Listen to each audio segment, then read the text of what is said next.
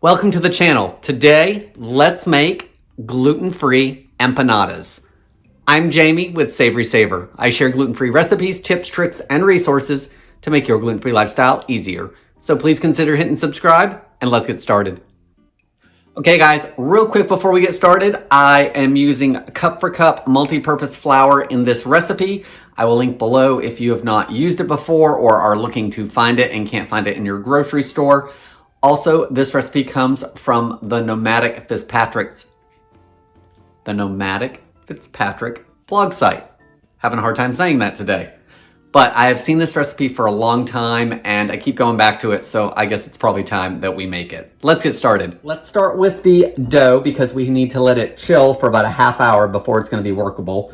So I've got 3 cups of the Cup4Cup gluten-free flour blend in my bowl. To that, I want to add 2 tablespoons of granulated sugar and 1 teaspoon of salt. And this is actually 3/4 of a teaspoon because I'm using a stick of salted and a stick of unsalted butter. So I just took back a little bit of the salt just to make up for the butter that's going to be in the stick of salted butter. Let's give it a whisk. Next, I'm going to add 2 sticks of butter, and we need to make this into a course meal. So you can do that 2 different ways. We can dice it up, throw it in here, and then work it together until it's a fine meal. Or the recipe actually said you can grate it in and do it that way. I'm going to just cut it up some, throw it in, and I'm going to work it in with a pastry blender, but do whatever method is easiest for you. So I'm just going to take my butter and cut it up. Tablespoon or so. This just gives it a head start. And I also like to coat my butter in the flour before I start mixing, so I'll do that in a second as well. Now I'm going to use the pastry blender. I'll blend everything together until it's a course meal. And at some point, I will probably switch to my hands to make it a little easier. So everything's been mixed up. I actually did switch to my hands, and some of the pieces of butter are a little bigger. I'm not super worried about that because we're making a pastry, and I really don't think it's gonna make a difference, and it's gonna break down a little bit more with the final mix. So everything's been coated. I think we're good. For the wet ingredients, you're gonna need 1/2 cup of buttermilk, and I don't go through buttermilk fast enough to keep the liquid form in the house, so I just get this cultured buttermilk blend. All I do is add water to it, and it's ready to go. Or we could have actually added this to our dry ingredients and blended it up, and then just added water at this point that we need for the buttermilk, which is another great way to just make it easier to use. So I do have my buttermilk here. To that, I'm gonna add 1 egg. Let's beat them together. Now I've created a well in the center, and we're gonna add our buttermilk and egg to this. It says to whisk it until it's difficult and then probably move to your hands. So let's see how that goes. Yeah, the whisk isn't working. Let's clean out the whisk. All right, there's not much there. I'm gonna pour the rest in. Let's see what the spoon does just to get it started. And then as soon as you feel like you're not gonna be able to work anymore get in there with your hands. It's gonna be much faster. And you don't wanna be rough with it because we're not building any gluten, but we are melting that butter down. So I tend to try to use a clawed hand with stuff like this because it's less contact with all the ingredients, because a lot of the heat is going to be in the palm of my hand. So I just try to be aware of how I'm mixing it. It's going to take a minute, but it's all coming together. All right, so that looks pretty good. Everything's mixed together and most of it's off my hands. So we're going to transfer it to some plastic wrap and let it chill back down. Okay, I've got it on my plastic wrap, and then press it down into a disc because we're gonna be rolling it, so you already want part of the work done for you. Okay, it's all wrapped up, ready to go in the fridge. Now, at this point, it says to chill it for about a half hour, or you can do it overnight. You could also pop this in the freezer for 20 minutes or so and see if that helps. It is gonna need to be workable, so you don't want it frozen. So if you're making it tomorrow, just go with the fridge. Let's get this chilled down, and while this is chilling, we'll make our filling. All right, let's make the filling while our dough is chilling. So I'm actually going off recipe quite a bit in this regards because you can really fill them with whatever you want. So I'm using the recipe provided as a guide, and I'm changing it to work for me better. It says to add some butter to the pan and saute onions for 4 or 5 minutes and then add the beef, and I'm changing a lot of that. So this is what I'm going to do. The recipe calls for 3/4 pound of ground beef. I'm using 1/2 pound because that's what I had in the freezer. So I'm going to start cooking that over medium-high heat to brown it. I didn't add any oil to the pan because mine is non-stick. Any of the grease that comes out of the ground beef will take care of the oil issue. I'm also going to add 1/2 small onion, which is called for in the recipe, and I'm going to add about 1/4 bell pepper that I've diced because I'm going to make up a little bit for that beef that I don't have in there. So I'm going to saute this, breaking up the beef until it's browned and cooked through, and then we'll move forward with the recipe. All right, so our ground beef is browned, so I'm going to add a couple cloves of garlic. The recipe calls for some ketchup, but I don't like the sweetness of ketchup. I don't like the thought of that. So I'm going to add about 1 tablespoon of tomato paste. And I'm going to work that in instead because there's some sugar in the dough, so I think that'll be enough. I'm going to add about 1 teaspoon of oregano, 1/2 teaspoon to 1 teaspoon. About 1/4 teaspoon of paprika, about 1/2 teaspoon of cumin, salt to taste, big pinch of pepper. The recipe says to let it cook for another 4 to 5 minutes, but I'm going to add a little bit of water, kind of like taco mix, and let it simmer in that.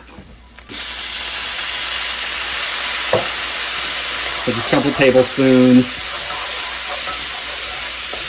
to give it some room to saute and cook a little bit more. All right, I'm going to bump this down to low, and I'm going to cook it for just 2 or 3 minutes, and we've got one more thing to add to it.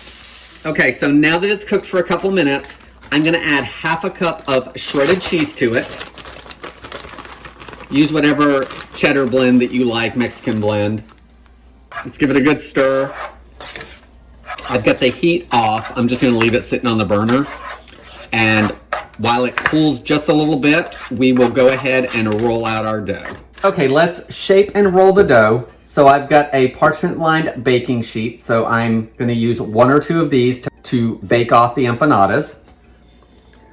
I've got 1/2 of my dough here, the other 1/2 is in the fridge. I don't really like these rolling instructions because when it talks about the dough, because one of them says the dough can't be too cold, part of it says it needs to be, just right.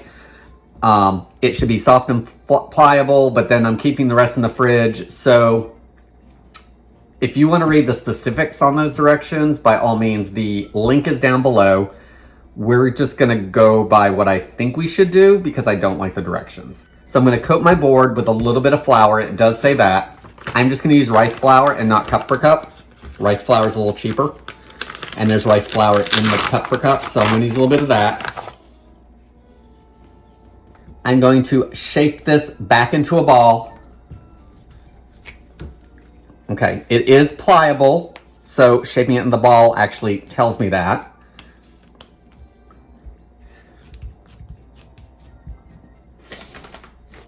Okay, the directions say to roll this into 1/8 of an inch thick. So we're gonna see how thin we can roll it. That's really, really thin, so just do the best that you can because we're gonna fold these over after we cut them, and you do want them thin enough that you'll be able to do that. Okay, so far it is nice and pliable. Probably want to pick it up a little bit, form it back in the circle. We don't want it sticking.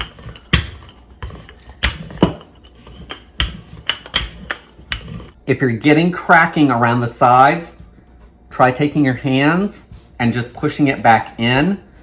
Your hands are going to warm that dough up just a little bit, and hopefully that'll help with some cracking. Okay guys, I'm going to call this good because I feel like I'm in a good place and it's not sticking, and I have to say that was a pretty good roll. It's actually pretty much a whole piece except for some cracks, but that's okay. We can re-roll all that. Okay, let's talk cutting the empanadas out. So the recipe says 3-inch empanadas, but you can really use any size that you want. I'm using the 4.5-inch one out of my set because I want to do a couple of them for a meal, 2 to 3 instead of small ones. So use whatever size you want. I like these cutters here if you don't have a set of round cutters because it has a tin. It tells me what size is right on the front. They clean easy, they're stainless steel. I really like them. So let's cut out as many circles as you can. I'm gonna transfer these over to the cookie sheet. Okay, scraps can be re-rolled, so we can do that. We also have that other half of the dough to roll out. So I'm gonna finish rolling everything out and then we'll go over how to fill them. So it's time to get these filled, so let's get that done. Everything rolled out nicely. I really actually like the way the dough rolled. It did a good job, I think. So I've got my filling here. If you were making a 3-inch empanada, it says to use about a teaspoon of the filling because we want filling in there, but we don't want it obviously to burst out. So I'm just gonna get a teaspoon. I'm gonna put what I think it needs. So we're gonna add some filling and then we're gonna fold them over and seal them. So you don't want too much. Now that I've got my filling on these, I think I've got enough for the other pan as well. So let's preheat the oven so that's ready when we are. So you want to preheat the oven to 350 degrees. Hopefully, by the time it's preheated, I'll be done with all the assembly. So let's get these sealed.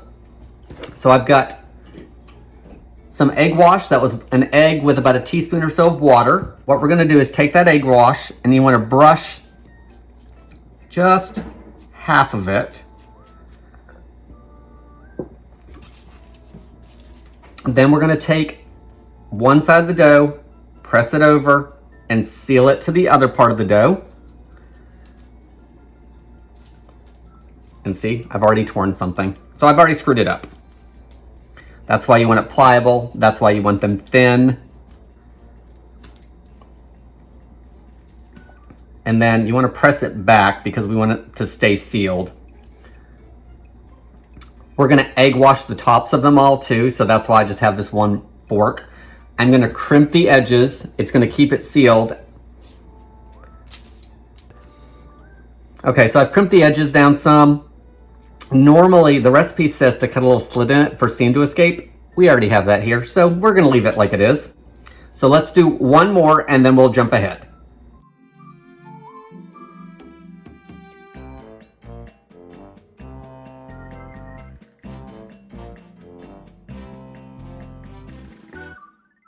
All right, that folded over really well.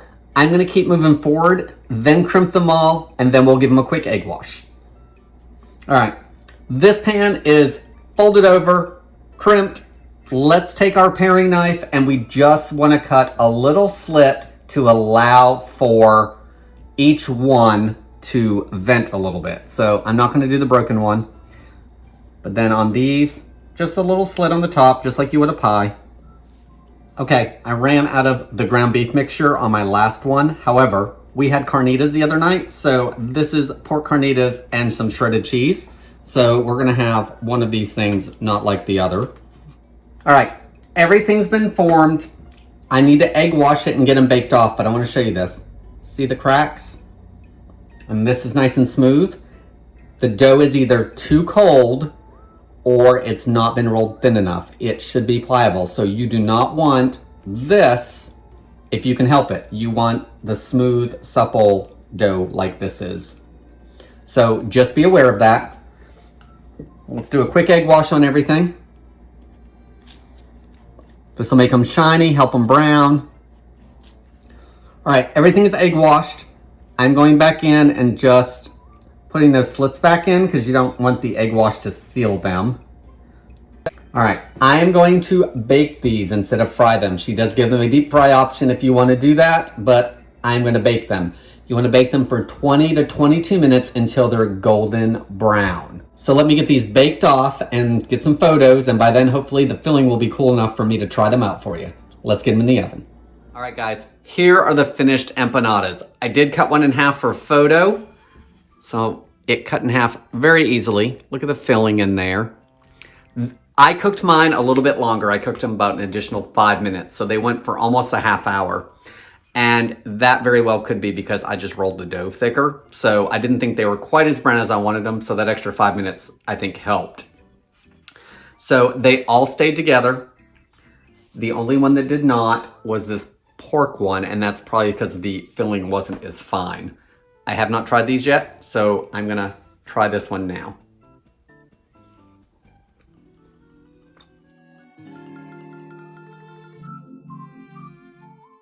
I really like those. Those are very good. The crust is super flaky, so I evidently did that right.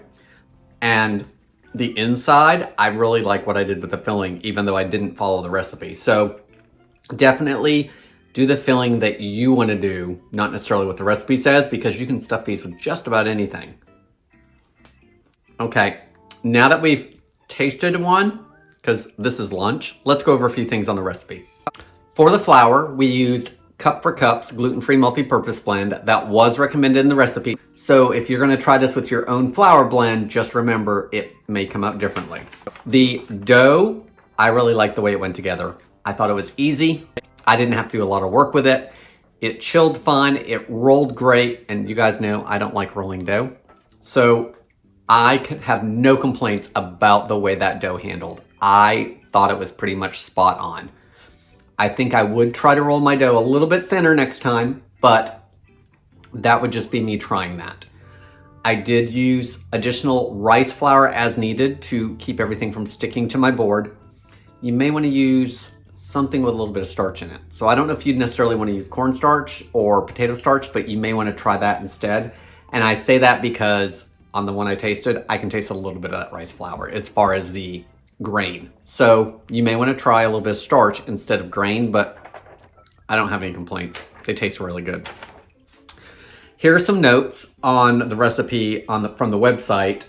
Size of the dough, of course, make them as big or as small as that you want. Just remember you're going to have to adjust that filling and you want to not overfill them because you need to seal them. The recipe says don't use pre-shredded cheese because it's not as good. Use what you have on hand. Don't worry about that. If that's all you keep on hand, use that. If you prefer shredding your cheese or have time, then do that. Extra filling. I didn't have any extra filling. If they're smaller, you may have extra filling. You can find a dozen things to do with that. You can make more empanadas. It would probably be really good mixed with some rice and thrown in some stuffed peppers. Don't worry about the extra filling. It's probably also freezable. The dough, once again, you want to chill it for at least 30 minutes, but it can also be done overnight. Just let it warm back up closer to room temperature the next day before you try rolling it out. Other fillings, do what you want. Of course, change it up any way you want to. You can fry these if you want. Directions will be linked below in the description.